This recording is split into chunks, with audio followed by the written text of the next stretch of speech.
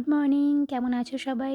Offbeat কৃষ্ণার ব্লগে প্রত্যেককে স্বাগত জানাই। আমি কৃষ্ণা, নিয়ে চলে এসেছি তোমাদের জন্য আবার একটা নতুন ব্লগ। আর আজকে আমরা সবাই মিলে রেডি হচ্ছি বেরোবো বলে। আসলে আজকে আছে অমাবস্যা, কালী পুজোর দিন, আর আমাদের একটা ইনভিটেশন রয়েছে। আর সেটাও আমাদের দিদি বাড়ি থেকে, বেসিক্যালি আমার দি ভাইয়ের দিদি। সেই সূত্রে আমারও দিদি হলো। আর দিদি বাড়ি থেকে যেহেতু নিমন্ত্রণ করেছে, যেতে তো হবেই। তাই এখানে গিনির জামা কাপড় নিয়ে সোজা পৌঁছে গেলাম দিদির বাড়িতে। রাস্তায় কোনো ভিডিও ক্লিপ নিইনি, কারণ প্রচুর ঝড় বৃষ্টি চলছিল এখানে, তাই কোনো কিছুই করে উঠতে পারিনি। দাদা দাদা দাদা হইতো দাদা ভাই বুকু করে দেবে দুটো ছোট বেবি যখন একসাথে হয় তখন কিন্তু এরকমই মজা দেখা যায়।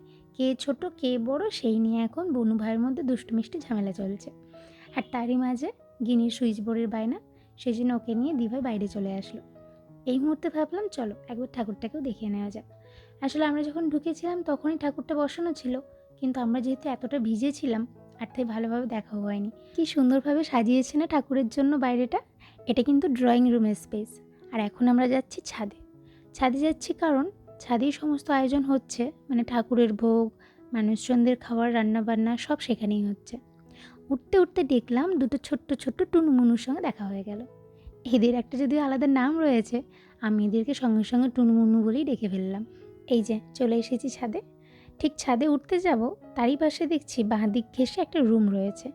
আর এই রুমটাতে নাকি সমস্ত কিছু ঠাকুরের আয়োজনেরই জিনিসপত্র হয়।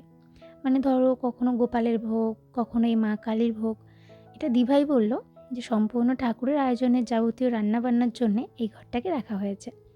আর আমি গিয়েও দেখলাম একজন পুরোহিত মশাই এখানে রান্নাবান্না করছেন। মানে আমাদের রাত্রিতে যে মায়ের ভোগ দেওয়া হবে সেই ভোগেরই রান্নাবান্না চলছে এখন এই ঘরের ভেতরে। আর সঙ্গে একজন আন্টিও রয়েছেন সাহায্য করার জন্যে। আর এই যে ছাদের মধ্যে একদিকে ছাউনি ঘিরে চলছে সমস্ত মানুষজনদের জন্য খাবার দাবারের ব্যবস্থা।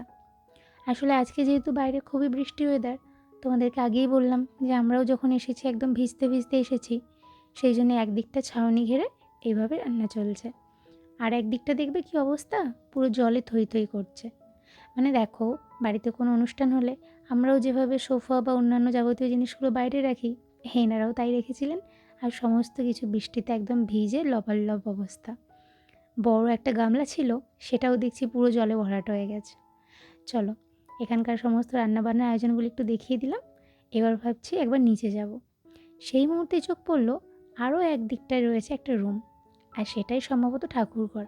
দূর থেকে দেখে ভেবেছিলাম মনে হয় এই সামনেটুকুই সাজানো, তারপর দেখলাম না, ভেতরে যতই যাচ্ছি আরও অনেকটা স্পেস রয়েছে। আসলে আমি প্রথমেই বোধহয় দিদিবাড়িতে গেলাম, এর আগে মনে হয় যাইনি আমি সেভাবে, তাই আমার জানাও নেই যে কোথায় কোনটা থাকে। তাই আমিও কিন্তু তোমাদের সঙ্গে এই প্রথমেই দেখছি। আর এখন একবারটি নিচেও নেমে এলাম, কারণ গিনি যদি ওর জেম্মার সঙ্গে রয়েছে, কিন্তু ওর জেম্মাও তো এখানে পুজোর নানান রকম জোগাড় করবে, তাই ভাবলাম ও একবার কি করছে দেখি। এসে দেখছি ও আবার দাদার সঙ্গে দিব্যি খেলতে ব্যস্ত। আসলে দুই পুচকে এক জায়গায় হয়ে গেছে, কেউ কাউকে ছেড়ে কোনো রুমেই যেতে চাইছে না। আর এখন কিন্তু পুজোর জন্য বহু মানুষজন আসা শুরু করে দিয়েছে, তাই ভাবলাম গিনিকে একবারটি নিয়ে চলে আসি। ও এই সমস্ত জিনিসগুলো একটু দেখবে, কোথায় কি হচ্ছে না হচ্ছে। ওর আবার এইগুলোতে খুবই এখন থেকে ইন্টারেস্ট, সেই জন্য ওকেও এখানে নিয়ে এসেছি। আর রুমটায় আসার পর দেখলাম দিভাই আর দিদি এখন বিছানায় গুছিয়ে দিচ্ছে, কারণ আরেকটু পর থেকেই তো বহু মানুষজন চলে আসবে, তখন তো আর রুমগুলোকে রেডি করা যাবে না। আর আমার শুধু চোখ যাচ্ছিল এই জানালাটার দিকে, কারণ এই বাড়ির জানালা আর আমাদের বাড়ির জানালা দুটোই প্রায় একই রকম হলেও এই বাড়ির জানালা থেকে ওই পারে ঝুলন্ত আম দেখা যাচ্ছিল, আর যেগুলো একদম পাকা টুসটুস করছে। আম, পেয়ারা গাছ, নানান কিছু আছে এইদিকে।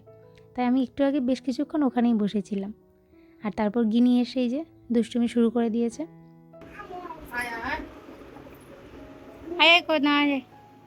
শোয়া মাত্রই ও বলে দেয় যে ওর কী কী লাগবে। সবার প্রথমে আই করতে বলে দিল, এই আইটি ওকে করতে হবে, তবে ও ঘুমোবে। কিন্তু ঘুমোলো না মোটেও, দৌড়ে চলে এলো বাইরে।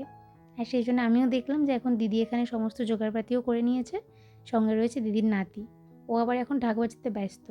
গিনি ছিল কোলে, দুম করে দেখলাম নেমে পড়ল।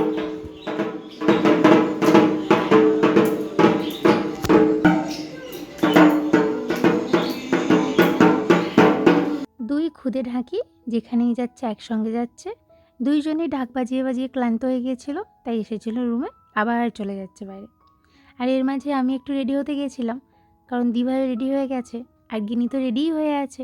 ওর আর ড্রেসটা চেঞ্জ করব না, কারণ ওর আর ড্রেস আমি নিয়ে আসিনি। সেই জন্য আমার যে ড্রেসটা ছিল সেটাই আমি এখন রেডি হতে গেছি।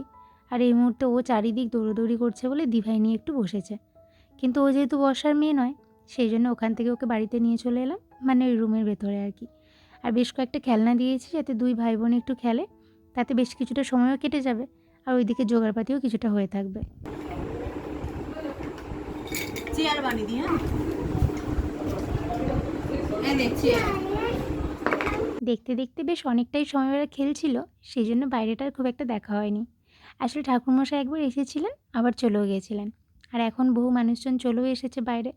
এর মাঝখানে আমি ভাবলাম গিনিকে আগে একটু খাবার খাইয়ে দিই, কারণ ওকে একটু খাবারটা খাইয়ে দিলে তারপর আমার একদম ঝাড়া হাত পা, একটু ঠাকুর পুজোটা বেশ করে দেখবো, আর তারপরটা একটু পরে বাড়ি চলেও যেতে হবে আমাদেরকে। সেই জন্য একটু তাড়াহুড়োর মধ্যে ওকে খাবারটা খাওয়াবো ভাবছি। আর এখানে দেখলাম ঠাকুরের এখন চক্ষুদান চলছে, আর তারপর এখানে বস্ত্রদানও হলো। মানে ঠাকুরমশাই এখন পুজো সম্পূর্ণ শুরু করে দিয়েছেন। এর আগে যখন এসেছিলেন তখন পুজো শুরু করেননি, তখন শুধু মালা আরে পরিয়ে ঠাকুরকে সাজসজ্জায় সাজিয়ে চলে গিয়েছিলেন। আর তারপর এখন শুরু করে দিয়েছেন পুজো।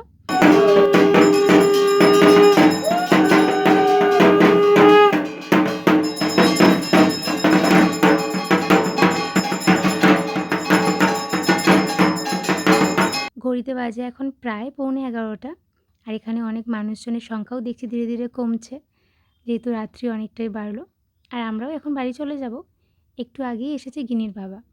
ও আসলে বলেই ছিল ওর আসতে একটু দেরি হবে, তাই ওর জন্যই আমরা আরও বেশিক্ষণ ওয়েট করছিলাম। আর ও আসা মাত্র যেই শুনেছে মেয়ে ঘুমানোর জন্য বায়না করছিল, তাই জেঠু জেম্মা ছাদে নিয়ে গেছে, দৌড়ে চলে গেছে ছাদে। কারণ বাবাকে সকাল থেকে দেখেনি, তার মাঝখানে সন্ধ্যেবেলা আসার আগে যদি মেয়ে ঘুমিয়ে পড়ে তাহলে তো বাবার আসাটাই বেকার হয়ে যাবে।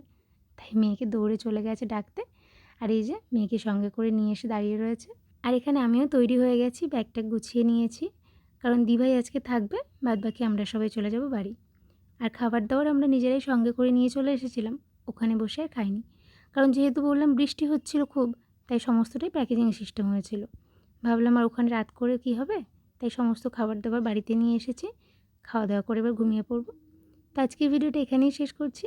কেমন লাগলো ডেফিনেটলি কমেন্ট করে জানাতে ভুলো না, ভালো লাগলে সাবস্ক্রাইব করে দিও।